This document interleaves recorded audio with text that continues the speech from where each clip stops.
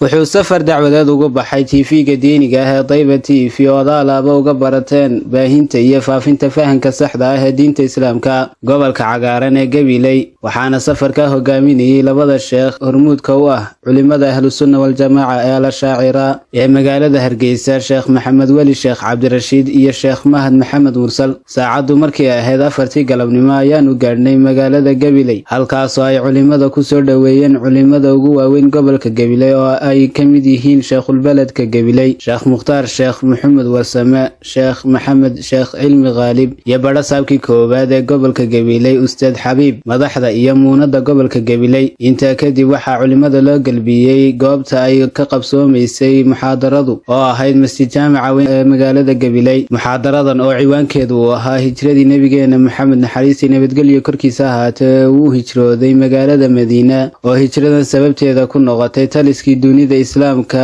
hijradan oo ahayd dhacdo taariikhi ah oo dhalan rogtay taariikhdii dunida ayaa waxa shacabka iyo dadweynaha gobolka Gabiley loogu bayaamiyay jacaylka iyo waxyaabaha laga baran karo hijradan ugu dambeyn waxa masjidka iyo muxaadaradaba ku soo dhaweeyay culimada imaamka masjidka Sheekh Mukhtaar Sheekh Maxamed Warsame waxaana halka muxaadaro qiimo badan halka ka soo jeediyay Sheekh Maxamed Wali Sheekh Cabdirashiid iyo Sheekh Mahad Maxamed Mursal nabigu sallallahu alayhi wa sallam nabiga ku saliyo walaal nabi Muhammad kolka la soo qaado waxa waajib ah in lagu saliyo Allahumma salli ala sayidina Muhammad hada nabiga ku sali weydo البخيل من ذكرت عنده فلم يصلي علي نبي صلى الله عليه وسلم وعكدوا من نسي الصلاة علي فقد أخطأ طريق الجنة سلقيق قفك إلوبئ كم وقنادا وضدي يتبتئ جنة أمر لها وقفي أو بالمريب نبي صلى الله عليه وسلم اللهم صل على سيدنا محمد وعلى آل سيدنا محمد أفرتنجر كلكو نبي صلى الله عليه وسلم واكي ملك جبريل إلهي أصادري غار حرواكي وحيو يمد واكي هو يا خديجة قريقادي كن نقضي زملوني واكي كيري إدادا واكي وركي ورمي واتي هو يا خديجة نبيك كحيسي إنادير كيد أو ورقة ابن نوفل لأورنجيري أو كريستان أها أو كتاب كإنجيلات وحكي قاني أو دعها أي أقيسي وحي كتر إنادير بل كدقيسو ابن أخيك وحأو أركي يورك أوكو ورماي بالكدقيسو نبيقو ورمي صلى الله عليه وسلم ورقم مركب وحو قرتي عدا نبيق أتمد أبو قوشي اقرأ كتري إنو ملك جبريل يهي وناموسكي نبي الله عيسى كسودقي أيو كجري وحكلو كجري يا ليتني أكون حيا إذ يخرجك قومك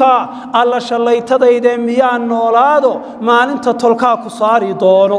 habeen jumca taariikh nihayadu say sheegaan habeen jumca yahay habeenkii jumca waxayna ahayd bisha safar 720kii ayay ahayd bisha safar 720 bay ahayd muharram hadda bisha ku xigtay soo socota waa 720 markay ahayd bishaasi hijrada miilaaduguna waxay ahayd habeenka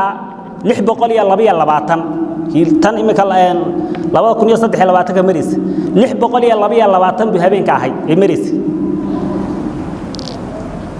waqtiga nabigu hijradaasina waxay ahayd 13 markii laga eego xaga bicada la soo saaray nabiga bicadii 13 bay ahayd sanadii 13 habeenka jumca ay ahayd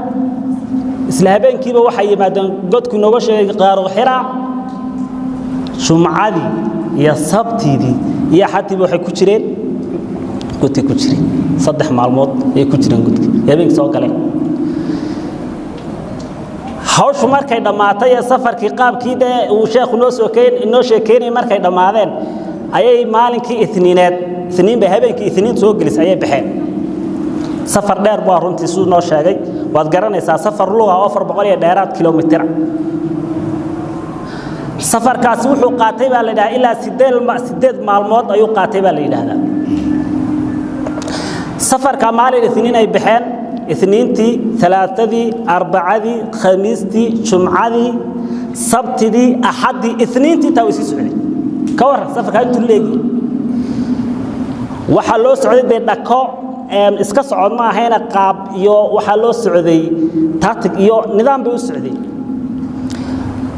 maalinkii اثنين tahayd ay 8 ku ahayd isniinta waa 8 ayuu wuxuu nabigu galay kaleey salaatu wassalaam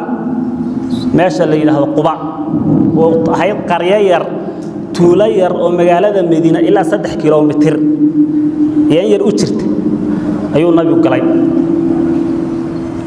halkaas waxa dhacday horta waxa faafay warkii iyo khabarkii ayaa ku faafay adduunyada nabi maxamed inuu ka soo baxay Maka kuna soo wajahay magaalada Madiina nabi maxamed alayhi salaatu wassalaam qiimaha iyo sharafta ayuu ku lahaa ansaar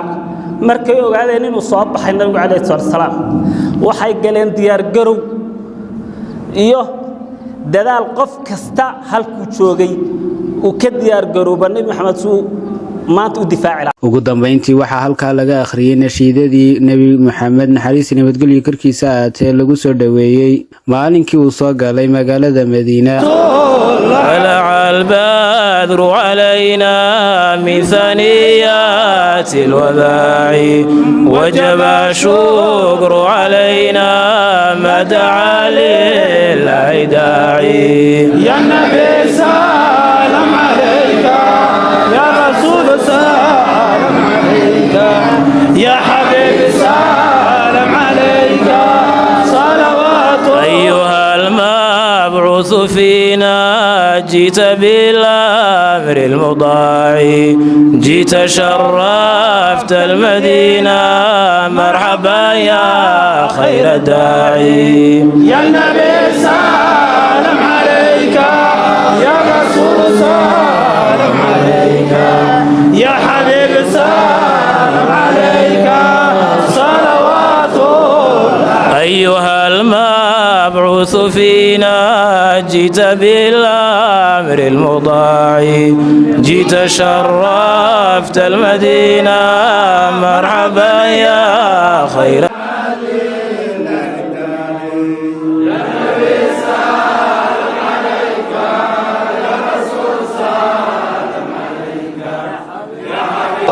طلع البدر علينا من ثنيات الوداع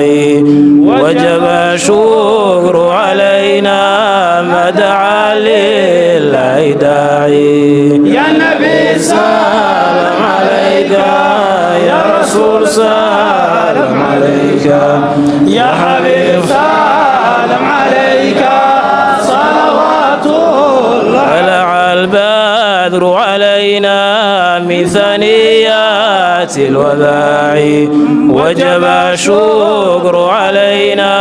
ما دعا لله داعي يا نبي سلام عليك يا رسول سلام عليك يا حبيب سلام عليك صلوات أيها المبعوث فينا جئت بالأمر المضاع جئت شرفت المدينة مرحبا يا خير داعي يا نبي سلام عليك يا رسول سلام عليك يا حبيب سلام عليك صلوات أيها المبعوث فينا جئت بالأمر المضاع جئت شرفت المدينة مرحبا يا خير داعي يا نبي سلام عليك يا رسول سلام عليك يا حبيب سلام والصلاة والسلام على أشرف المرسلين سيدنا محمد وعلى آله وصحبه وسلم أجمعين. إلهي محبة النبي نجوبر إلهي محبة النبي نجوينه إلهي قلبك يجا جسدك يجا الروح يجا عين تيدا إلهي أنت يا ذبك ولا بير إله أبدك النوجو بير إله أوريها النوجو بير إله ودك النوجو بير إله إلهي المسلمين تولن محبة النبي كبير إلهي هو النبي محمد سيدي أصحابتي سوتش علاين يسكوا دملا سيدي قال منه إلهي سيدي أصحابتي النبي سوتش علاين كوتش علينا جيا جمعنا إلهي جمع إلى سجودنا بدافين وجيا إلهي كوا فردوس لا لا كل ما نجيا إلهي كوا محبة النبي محمد والله الصامي سين نجيا إلهي الله هاي نوجو بركة محبة النبي جينا إلهي ودك هاي نوجو ولا الله هاي نوجو حاصليو على ود يعلان الله إنك قبوتشو إلهي هسكين ولا فكرنسيو قلوبتنا محبة يكل على الله يسكوك شو إنك لا انتي نقلا قيب قشي انت مقشا إلهي الدم بيقول يكي والد كود باكو ناف إلهي الدم بيقول يكي والد كن يكي والالهين يكي والإسلام بالناف الله نهجاج الله نهنوني الله نوهيلي وحنا دوغين كورن مينا أغثنا يا إلهي يو وحنا دوغين كورن مينا أغثنا يا إلهي يو وحنا دوغين كورن مينا أغثنا يا إلهي يو وصلى اللهم على سيدنا محمد وعلى آله وصحبه وسلم آمين الفاتحة ugu dambeyntii waxay culimadu booqdeen dariixa sheekhulbeledkii hore ee gobolka Gabiley Sheekh Umar Warfa. Assalamu alaykum sayyidi imamu. Assalamu alaykum sayyidi al-bilad. Assalamu alaykum shaykhuna ya imamu.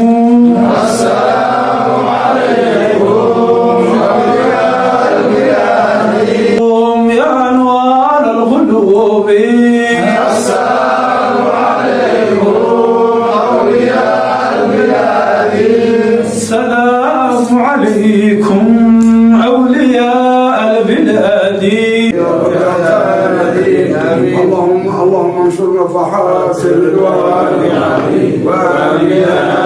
بالأسرار اللهم نادم الضياء